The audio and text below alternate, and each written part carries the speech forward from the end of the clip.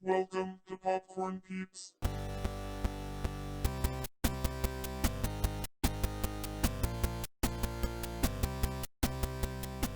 Hello, everyone, and welcome to episode 1 of Popcorn Peeps, a new movie podcast I'm hosting with my friend Sara Alexander Hello, everybody.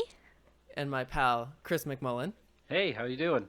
On this podcast, we are going to be going through the top 100 films of all time according to, was it Hollywood Reporter? Yes. Hollywood Reporter. We're going to start at number 100, and we're going to do an episode for each film, and we're going to work ourselves all the way up to number 1. And number 100 on our list was Seven Samurai. And so the three of us got together recently, and we watched Seven Samurai, and it was an adventure. Subtitles, again, are a bit of a barrier, and it was in black and white, so it was a little bit of a jarring experience. But what are your first impressions of the film? What did you guys think?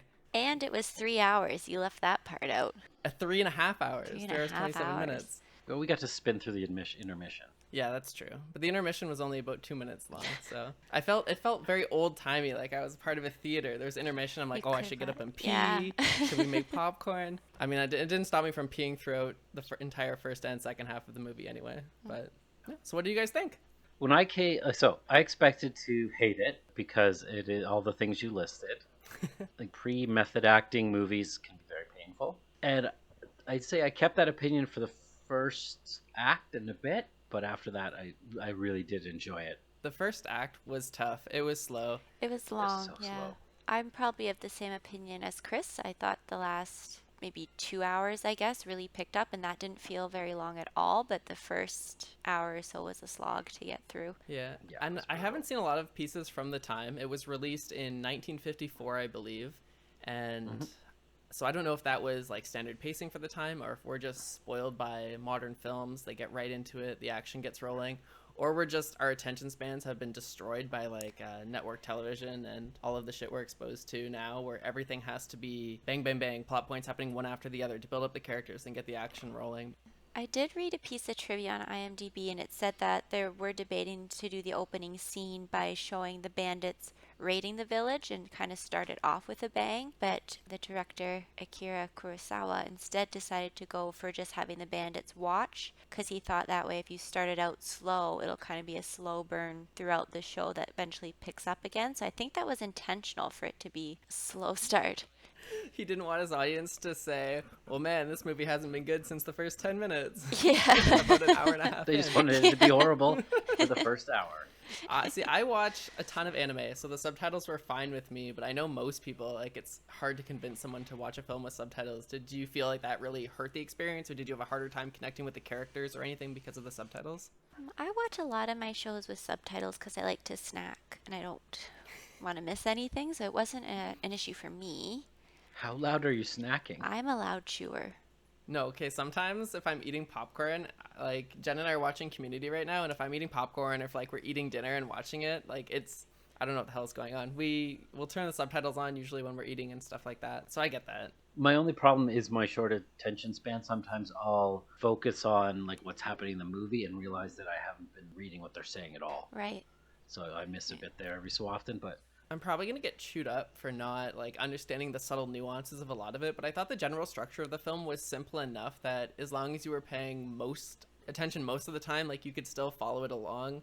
Like there was only like 2 or 3 like core acts. We set up at the beginning, the town's under threat by bandits. The town says, fuck this, basically. We need some protection. And so they gather the samurai. And by the time the samurai come back to the village, it's basically one big kind of piece to get us all the way to the end of the film. So it wasn't like we were dealing with like double agents or a ton of plot twists. Like it seemed pretty streamlined. it was a very straightforward narrative for sure. Yeah, but I wonder if at the time, if it was, or if that's just looking at it now, because we've seen a lot of that plot carried out.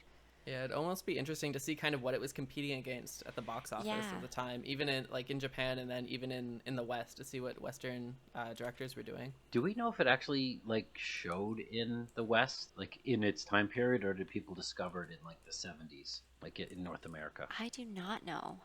I'm not sure. I know it has box office revenue for the US, but I don't know if that all came afterwards, because obviously it would have been shown at the US at some point, but I don't know when that would have been, right away or not. Yeah, all the Wikipedia says is that the studio removed 50 minutes from the US distribution because they didn't think that American audiences Heroes! would sit Why didn't we get to through watch it. that cut? Coho doing us a solid. I was flipping through images of the film, and I saw one of the advertisement banners was like the full real version or something like that. I'm like, hey, if I ever see that and I'm watching this film again, I'll know to avoid it. Mm-hmm. What did you guys think of the characters? Because there's a lot of characters in the film. Obviously, you have your 7 samurai, and you have a whole group of people in the village with a couple different dynamics. Did you find the characters endearing at all? Did you enjoy them, or any of their kind of quirks or idiosyncrasies, or their kind of the way they intersect with each other? So I didn't get emotionally invested in any. They were very much caricatures instead of characters for me. I don't know if that's not natively understanding what they're saying, but they were funny and they were interesting, but they seemed very, very flat. I agree too, and I don't even necessarily think the acting was bad. I just think the script didn't really give them a lot of opportunity to flush out a lot of their nuances. Yeah, the only one we saw that from is, I'm going to butcher this name, Jordan, was the Kikuchio? Scroll down my list. Yeah, Kikuchio. The kind of crazy one, Kikuchio, because he had that whole scene where he could sympathize with the farmer and why they were kind of aggressive in the past towards the samurai, and then you learn that's where he's from. He has that forged scroll with his ancestry, and then I was reading too that that name, Kikuchio, would have been a woman's name, Oh, and so when he was giving them that, it would have been for a 13-year-old girl.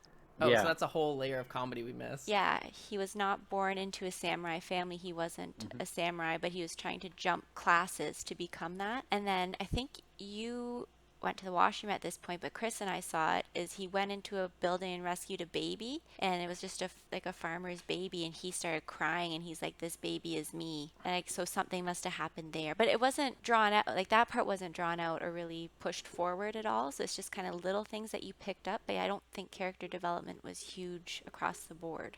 Yeah, I agree. No, there was, I don't know. I feel like it's most easy to invest yourself in characters when you see them vulnerable and they have weaknesses, and that's kind of the human connection when you see that they're flawed and they're not just, as Chris said, like caricatures, like are archetypes. Yeah.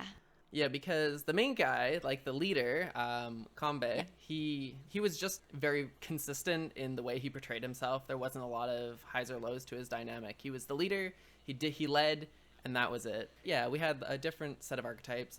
Gorobe was the smiley guy who was always kind of cheerful. We had the very stoic and lone, what's his name, Kyuzo?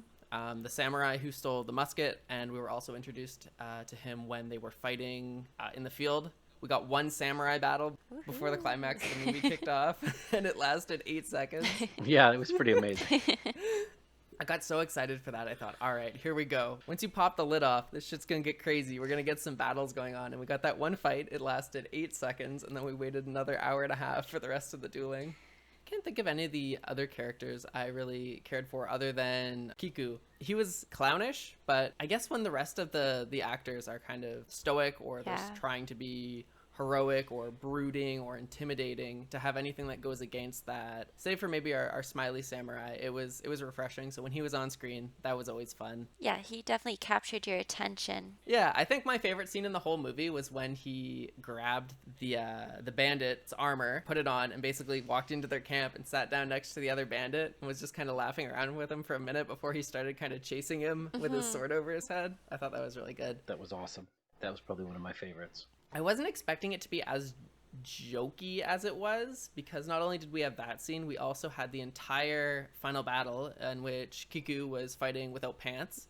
I don't know. I'm not sure if that was funny I don't know or if that's like culturally insensitive or if that was period accurate, but he has armor, he has a helmet, he's got a sword, and he's just got like this little loincloth wrapped around his ass cheeks, barely holding on, and running around the battlefield in the mud and whatnot. Yeah, I can't vouch if that's samurai combat or what, but I thought it was funny. Yeah, I couldn't speak to it. I didn't find it funny though. No? You didn't like his bum? I didn't say that. I said I didn't find it funny. I don't know if you guys went back, but like I was definitely surprised to see his naughty bits during the fishing scene. Did you roll it don't back just to think see you it? saw No, but it that. happened. No, I didn't go back. Well, Google Yeah. says samurai wore pants. Okay, so this guy's just a clown. Yep. Did you feel anything when the samurai died at the end? Was that elicit any emotional response, or was that like, oh, cool, we're moving the plot along, people are dying? Yeah, I felt Not nothing. really. The only ones I felt bad about were that stoic guy just because I thought he was a badass. And then Kikachu. Kikachu, I I think that's choose his name. you. That is definitely his name. Kikuchiyo, but I'm just gonna call him Kikuchi. Kiku because I'm not Kiku. gonna mispronounce it, That's and fair. it's easy. Yeah, those are probably the only ones, but I didn't feel really. I wouldn't cry. It's just kind of more like a, oh well, that sucks. I did think I liked it the more I kind of sat on it. I thought it was not necessarily boring when I was watching it, but I thought kind of the themes that it was trying to showcase, I thought it did a good job portraying those, and it had some good takeaways. Charity, I thought, was the most prevalent theme in the film. So all of these guys are fighting for literally nothing. They have nothing to gain. They're all Ronin, so they have no allegiances. They're just kind of drifters. They have to go job to job collecting money so they can eat, so they can live, whatever. And they pick up this job and they're just getting food. There's no title, there's no pathway to success here. Once the job is done, it's done. And if you do it well, you get a bag of rice. And if you don't do it, you die. And so it was kind of just a story of looking out for your fellow man and standing up for what is right and offering your time and your services in your life to kind of protect those who can't. And I thought that was really, really honorable. And not to be like cliche about honor and samurai, but I thought that was cool. Well, I read this after. It's nothing I would have picked up during the movie, but apparently, like Japanese film and culture has always had a focus on more of like the community as a whole. And whereas this time he was trying to push it away and focus on the individuals. Because I guess in Japan, like family and bringing pride to the family is very important. And he didn't think that that would translate well in the Western market because they'd still be sore after World War II. Oh, so if that was his intention, they must have released it in the West relatively soon after. I think 2 years after. Oh, okay. Yeah. Yeah, so then he tried to show more, like they're not beholden to a lord or whatever. They are on their own. They're doing this just because they want to type of thing versus blindly following a leader and just fighting because you're told to fight. But again, I wouldn't have known that from just watching it. That's funny. I had a friend a few years ago in Ottawa, and he was a big weeb, a big anime fan. And it's funny that you say the Japanese are really fond of family and the idea of togetherness and the way their families are close-knit. And that's how he justified moving back in with his parents after he graduated. And he said, no, it's to generate a sense of community. It's not because I have nowhere to go and no job. That's funny. I thought that was funny. I like that. And I guess the other theme that I saw was companionship. Again, these are lonesome people. I think two of them had a interaction beforehand. They were friends and they kind of laughed when they met each other. They thought that each other were dead, and they were, I think, two of the older men in the group. But to come together for a common cause and kind of rally and build relationships with people they teased or necessarily didn't think were qualified. Specifically with Kiku, who kind of is the rascal of the bunch and comes in and really builds a place for himself within that community, within that group of companions. And I thought that was cool. I enjoyed that. That was a neat takeaway as well. The importance of kind of not only charity, but building your community. I was just thinking about that romance that they slapped in there, and I probably It was think that's awful. yeah, that's probably one of my least favorite. It did nothing for me, and I don't think it moved the plot along for both the woman and the man involved. It didn't really advance their characters in any meaningful way.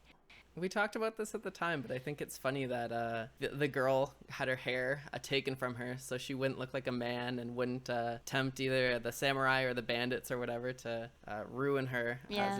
as it was said. But she just looked like a Japanese punk rock girl. And Yep. it was not convincing for any of us in 2020 that No. this was a man. I mean, you see that before in like Shakespeare and stuff like that. There's a lot of like elements of disguise, but this was True, probably one of true. history's poorer attempts at Yeah. doing that. Oh, during this time in film, there was the Hays Code, which was you weren't allowed to show like excessive violence. Like if you had someone firing a gun, you weren't allowed to show it pass through a person. You could shoot the gun and then show the body. And same with sex. Like you weren't allowed to touch each other really, or they'd sleep in separate beds. So I was reading again after that where he and the woman are kind of rolling around in the flower That's field. Shino. Shino. Sarah? Shino, according Kiko. to the cheat sheet. Kiko and Shino were rolling around in the flower field, and he grabbed her boob accidentally because, well, he thought she was a guy, but then he touched and felt it. Like, that would have been pretty edgy at the time. Like, oh my God. Very lewd. Yeah. I think it's funny that you say they weren't allowed to show excessive violence because when the father finds out that the daughter has been sleeping with the samurai, she literally beats her into the ground. Yeah. She's there crying, rolling around for 4 minutes. I mean, it's not funny, but it's interesting No. that It's funny. that must have been That's also okay. I don't know where the line was, but that also seemed probably, despite the fact there was so much death, one of the more brutal parts of the film. I thought the sword fighting was rather tame. There was definitely like a gap between the blade and the enemy when he fell. Classic grade 9 drama. Yeah. Special effects. And another thing we noticed too is that there wasn't any thud when the bodies would fall or anything. It was quite quiet, which was weird. I don't know if that was also intentional or I wonder if that's like a Pavlovian thing that I've just been trained to expect. listen to the body fall. Maybe I just listened to Power Man's Let the Bodies Hit the Floor too many times on Xbox Live. Nice. Yeah, maybe. I mean, you don't really expect much with a film this old, but as we go through and watch these 100 films, it'll be interesting to see how the portrayal of women and women's role in cinema and in these stories changes as we kind of get closer to more modern films. I think we have a couple on the list. I think Inception may be the newest one, which is... I think so, yeah. Is Inception on the list? Yeah. Yeah. This list is from 2014. Sarah. I couldn't really find anything No wonder more La La Land's not on there. recent that wasn't like voters, and I thought that would change too frequently for us to be able to Oh, that's a good commit idea. to a A plan. good point. Well, if we make it through 100 films over the course of the 76 years this is going to take, we can do a bonus round of our favorite films from 2015 onward. 2015 to the year True, 2044 when we're done. And the We're other going to one, be done in 4 years and 2 months. Yeah, 'Cause our we're plan never is to gonna record miss- one every is that 2 That's every weeks? 2 weeks. Every 2 Can weeks. do it. for sure. I'm gonna be so cultured by the end of this. Yeah. I'm gonna finish 100 movies and then we're gonna come back and we'll rewatch Seven Samurai. I'll be like, oh, what a fucking idiot! I didn't see the I had no nuances idea. of Kurosawa's genius. So speaking of that, some of the stuff that I picked up on was the cinematic stuff. I thought the cinematography and the camera pans and the actual positioning was great. I had no issue with any of that. Yeah. So I noticed. Did you guys notice that there was a lot of bird song? Like for the complete lack of sound engineering, I found the fact that in a lot of scenes you'd hear birds singing. I did not notice that. To like I didn't set the notice it mood, or I'm sure there was a meaning to it, and if you could recognize the birds you'd know even more. But that's something that really stuck out to me, was that use throughout the film of the bird song. If I was just gonna throw off any like impressions, maybe they tried to put that in there to incorporate. A bird is usually a symbol of freedom, especially when they're in the forest or whatnot. And so maybe that's symbolizing the freedom of choice within the Ronin. Like they can do whatever they want. They're drifters. They're like the birds, but they've committed themselves to this act, and maybe There you that's go. playing on that. I'm not sure, but that would just be like an initial guess. I think that your grade 11 English teacher would have an accident from that description. That was just so insightful. My grade 11 English teacher was a champ. He was a crazy old Newfie fellow, and he would always tell us stories about how his grandpa would drown cats whenever he went to visit them on his farm. Oh my god. It was insightful. Okay. He said his favorite right. poem ever he saw walking to the rec center when he saw graffiti on a building, and it just said "fuck you," and he goes, "That's a profound poem." No, fuck you. This And is he the just teacher. thought it was a combination of someone's raw emotion being thrown to the world in the most simplistic and vulgar way possible, and he thought it was beautiful in its simplicity. Yeah, maybe. Interesting. Speaking of music, I thought the bongos and kind of the general percussion was good. It was prevalent, and there were a couple different variations of it, but I thought that was kind of a consistent thread that carried throughout the film. The different beats, but the same like kind of percussive style from beginning to end. That opening number was a banger. Can we talk about how the credits were 8 minutes long? And they were all in Japanese, and they're And all sparsely squiggled subtitled. sideways. Yeah, if you were important enough, you got a subtitle Yeah. on your credit. Were there credits at the end of the film, or were there just credits No. at the beginning? I don't, That's something you'll notice. There'll be a point where we'll stop seeing credits at the beginning. Yeah, because is that just the way they did it? Yeah. Oh, that's interesting. I didn't know that. because everyone would leave otherwise, I guess, without seeing. Do you these know why people's trailers are names. called trailers? A little bit of movie trivia. They would have been at the end. Yep. They used to be at the Really? end. They used to be at the end. That's why they're called a movie trailer. And those bastard Interesting. marketing suits put them at the beginning. Even though I pay $18 for a Cineplex ticket and I want to watch the movie. Jeez. That's really And interesting. now they flipped I'd never it. even thought of that. See, I'm contributing.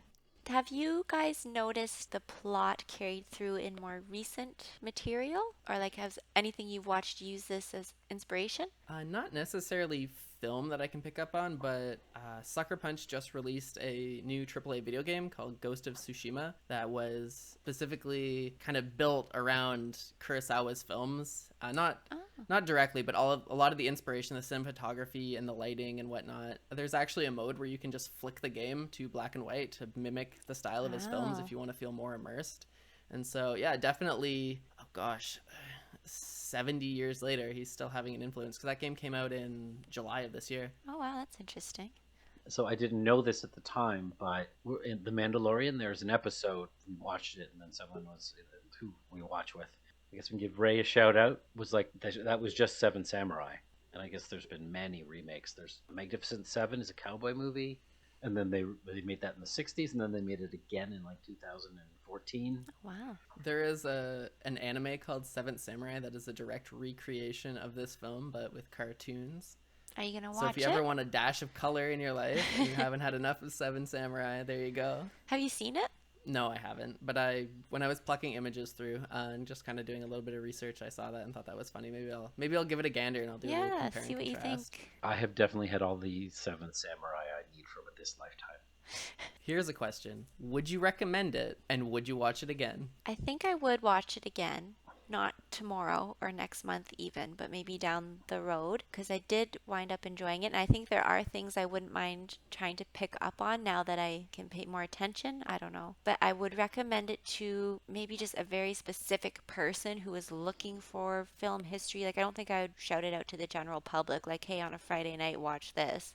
Would Sue watch 3.5 hours of Seven Samurai? And Sue would not. She couldn't get through, what was it, Parasite. We sent Sue from finance to watch Parasite, and she came back. This is in Chinese. And I have to read. She was- We burst out laughing. So would I recommend it to somebody? Yeah. So your wife was there and saw it. She fell asleep, so definitely wouldn't go to her.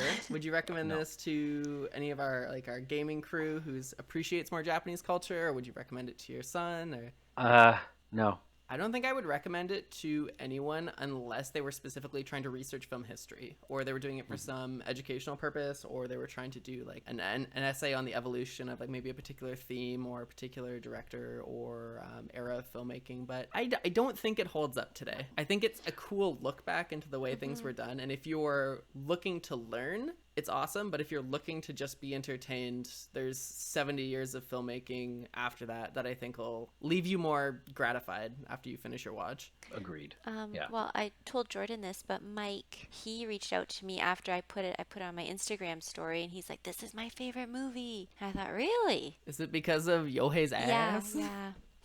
That's probably it, Jordan. He That needs a makes little sense. more of that thick boy. I have to say there were scenes that stick with me. Like I was going to say, no, I haven't really gone back to it in my head. But the scene with our stoic friend, he's standing in the rain, that was iconic. I really liked that one. Yo, black and white and rain look really well together. I feel I like the think it entire does raining set the scene was mood, one of the like- most visually striking of the entire thing. And if you do like murder mystery or one of those types of movies and it's in black and white, I don't know, I just think it adds something to it. Yeah, I don't have any issue with black and white. It's mostly like if a movie came out today, I think there's at least one or two Woody Allens that are black and white and stuff like that. I thought there was the one that won the Oscar a couple of years ago. It was, what was it called? About like an old movie star. I feel like it was French or something like that. I did see that. Was it The Artist? Might have I been. never saw it, but I think that was. I think that Yeah, might have I been don't have a problem with black and white. Black and white is very stylish, and yeah, and that it's funny when I picture that scene in my head. I had colors. I just think of like some basic girl watching it now. She's like, "Oh my god, I can't believe they filmed it with this Instagram filter the whole time." Yeah, exactly. There was one scene too, I can't remember what it was, but I feel like the camera was under a barn or a roof and we were looking at something, but then the focus was what was going on past that, like outside in the rain. I just thought that was a cool shot. And it might have been happened once or twice, but I just thought it was a neat angle. Yep. Good work, guys. We started our podcast with the movie we don't recommend to anyone. Well done. I feel like anyone who would enjoy it would already know about it. Yeah, for sure. Right? Like, I can't see anyone coming to me and saying, I want to see like a foundational movie that the narrative has been repeated for 7 decades and refined. Do you have a recommendation for me? Then I'd be like, yes, I do. But other than that, I do. Pirates of the Caribbean. Oh my god. No. I don't think Are that you- made our list. It Can you didn't. believe I it's was- not on the list? Yeah, I can. Oh my gosh. What kind of uncultured swine created this 7 was. monstrosity? Which one was? 7. 7 and Silence of the Lambs. Yes. 2 of my faves. And just for background, the reason we picked this list was I was also looking at the American Film Institute Top 100, but it didn't have Shawshank Redemption on the list. And one of our other counterparts, who I'm assuming will be joining at a later date, he loved Shawshank Redemption and didn't buy into any list that would not include that. So I found this Hollywood Reporter one, which does. And look where he is now. Not here. That's Didn't right. watch Dun, the movie. dun, dun. On our what is the IMDb for podcasts? All of us are going to be like 100 episodes, and he's going to be 99. Shame. Yeah, we'll be celebrating our centennial. And we'll be like, no, you can't come to the party. No champagne for you. That's right. And it's something I think he really would have enjoyed, actually, or I think he would have got a lot I would out have liked of it it. more than Chris. Yeah. That's fair. That's fair. But I mean, like, I like the visuals. Like, my Yeah. hobby is photography, so I took a lot of that, the image composition. I did take notes. I stopped taking notes before the interesting things happened, but one of the things I noticed and I think this is sort of in the time, because I can think of like Treasure of the Sierra Madre and stuff like that, where tight on the face. Like, it's a 4:3, so you're already not having the letterbox, and like the whole face just fills the whole screen, and that's how they're trying to convey emotion. I find that claustrophobic and ineffective, but it was definitely visually jarring for me. Yeah, it's hard to appreciate it given kind of how we've been spoiled and how everything has advanced. Because in the 50s, like, I wouldn't be playing League of Legends. I wouldn't be doing like half my hobbies. This would have been amazing if like I didn't watch TV other than the one time a month or whatever I went to the cinema. And if I saw this, it would have probably blown people's minds. And I guess that's why we're still talking about it now, right? And why So someone thought it this was going actually to be came on out this at the list. same time as Godzilla. Really? Yeah. That's another thing that's still kind of just getting reiterated upon every 2 years and then kind of thrown at us. So it's interesting. Not on the list though for some reason. No, I don't think that those special effects would have. No, well, they're all practical, and you can only do so much with little models. So 1954, sorry, this is just what also was out at the time, was Rear Window, On the Waterfront, Dial M for Murder, and A Star is Born, the original. So it was a big year for movies. Interesting to put that in the context of Rear Window. So we're talking about Hitchcock at his peak. I don't know if that one is on our list or not, but I saw Psycho was on there. I haven't seen Psycho either, so that'll be You're exciting. in for a I'll treat, finally understand Jordan. where the memes are from. I was scanning the list. I'd have to do an actual tally, but I think I've seen somewhere between 25 and 50%. Nice. I've seen 2%. I've seen Star Wars and Lord of the Rings was on there. Inception. Oh, and Lord of the Rings. And Lord of the Rings. Avatar Lord of the made Rings it. was on there. Return of the Oh, King Chris only. doesn't like Lord of the Rings, but we'll get into this in 2 years when we get Yeah, to Lord of the stay Rings tuned. episode. Yeah. Okay. Yeah, I'm excited to see. So our next one will be Bonnie and Clyde, which I have seen. Chris, I believe you've seen it. And Yes, this will be a many times. new treat for you, Jordan. They're all treats. There. Tasty treats. Before we head out, does anyone have any specific lines from the movie that they really enjoyed? Yes, I have one. All right, wrote hit it me down. with it. Find a hungry samurai. I like that a lot. That was good. Yeah. Jordan doesn't look impressed. I'm just curious, is there like supposed to be a sense of irony there, or is that kind of like a when pigs fly? No, I think it's the way I took it was if you need something done, or if you have someone who's not going to jerk you around, find one who's actually hungry. Like, person who will do the job the best is the one who needs what you have to survive, basically. He's not going to jerk your chain. He's going to be down to business, because without you, he's done for. Yeah, I like that. Like, I'm going to use that in my hiring. Oh. That's cool. That's interesting. Yeah. I didn't catch that one, but I really do like that one. Thanks, Chris. Yeah, see, I wouldn't have remembered it, but I wrote it down because it was Perfect. My favorite one was from Gorobe when they were fishing. He said the ones that get away always looked bigger. I thought that was really good. true. Oh, I missed that one. That was that's good. too. I don't know. I have FOMO a lot. Like, a new release will come out and I'll be like, oh, I need to get it or whatever. And like, you feel like if you don't get it, like, I don't know, it's like more devastating. And then as time passes, you realize that, like, oh, it wasn't really a big deal. Like, it wasn't as important. It is as important now as I thought it was at the time. But when your eyes are kind of lit up and you see what you want, you can't get it, then Right. it always stings a little more. And hindsight is what helps you realize that. Are you talking about 3080s? Yeah, I'm talking about RTX 3080s. I want one so fucking bad. They're still sold out. It's the 2-week anniversary of the launch, and there's still none for sale on public markets that aren't eBay for triple the price. You can't just buy things as soon as they launch just because you feel like you need it. You just bought a new phone yesterday when the phone launched yesterday, Chris. I don't To remember retire that. your 1-year-old phone that you bought. It's when 18 that months launched. old. It's 18 months old. Dude, I used to work for Motorola. I got a new phone like every 6 months. Yeah, like, you got cut off the supply and now you're thirsty for it. And I'm like, yeah, exactly. That's funny.